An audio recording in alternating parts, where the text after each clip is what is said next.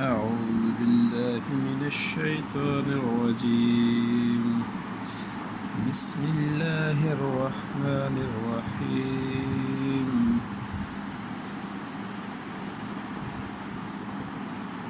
الله لا إله إلا هو ليجمعنكم إلى يوم القيامة لا ريب فيه ومن أصدق من الله حدیثا صدق اللہ العظیم۔ سورہ نساء کی آج آیات نمبر 87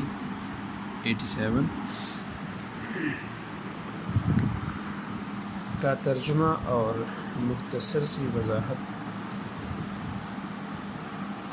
پیش کرنے کی کوشش کروں گا۔ اللہ جل جلالہ سے دعا ہے کہ اللہ اسے صحیح سمجھنے کی، سمجھانے کی اور اس پر عمل کرنے کی اور پوری دنیا میں اس کو لے کر پھیلانے کی توفیق عطا فرمائے۔ اللہ جل جلالہ نے ارشاد فرمایا ہے کہ اللہ وہ ہے جس کے سوا کوئی معبود برحق نہیں،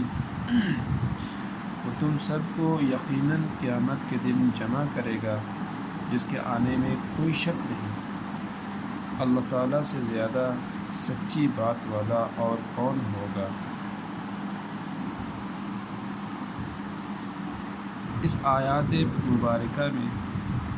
اللہ جل جلالہ نے ان مشرکین، کافر، ملحد، دہریے جو اپنی منمانی کی زندگی گزار رہے ہیں، اپنی من چاہی زندگی گزار رہے ہیں، جو رب چاہی زندگی سے، رب چاہے راستے سے دور بھٹک گئے، ان سے اللہ جل جلالہ نے انہیں سمجھانے کی، انہیں یہ بات بتانے کی اور ان کے اللہ کرے کہ ان کے دل میں یہ بات اتر جائے، جو کچھ کر رہے ہیں یہ بات انہیں بتلا دی کہ اس سے اللہ جل جلالہ کا کچھ بھی نہیں بگڑ سکتا، کہ اگر وہ عمل نہیں کریں گے، دنیا میں اپنی منمانی زندگی گزاریں گے تو اس سے وہ احکم الحاکمین کا کچھ بھی نہیں بگاڑ سکتے۔ وہ وحدہ لا شریک واحد ہے جو کسی کے بدلے بدل نہیں سکتا۔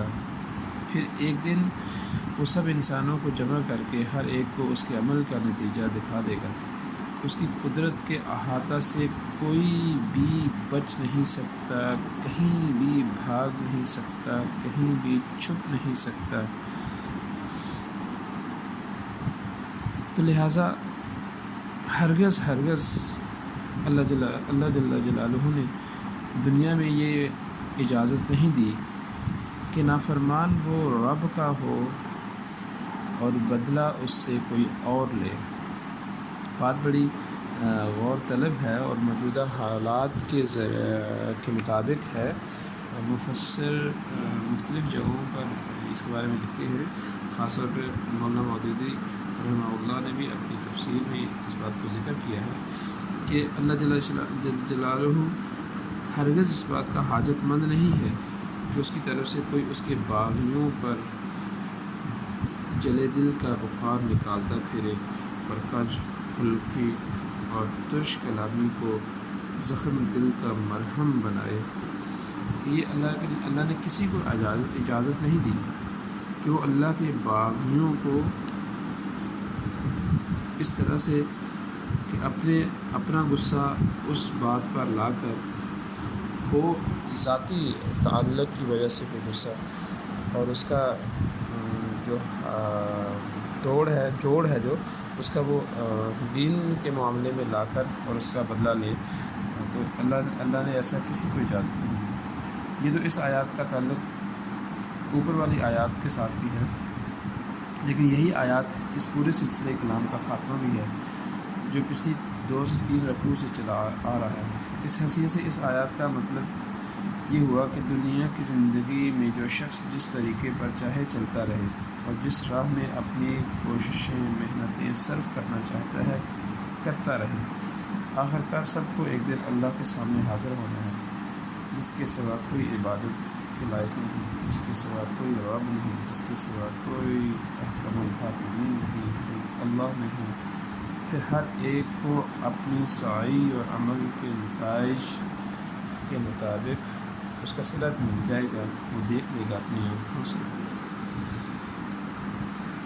اللہ سے دعا ہے کہ اللہ پاک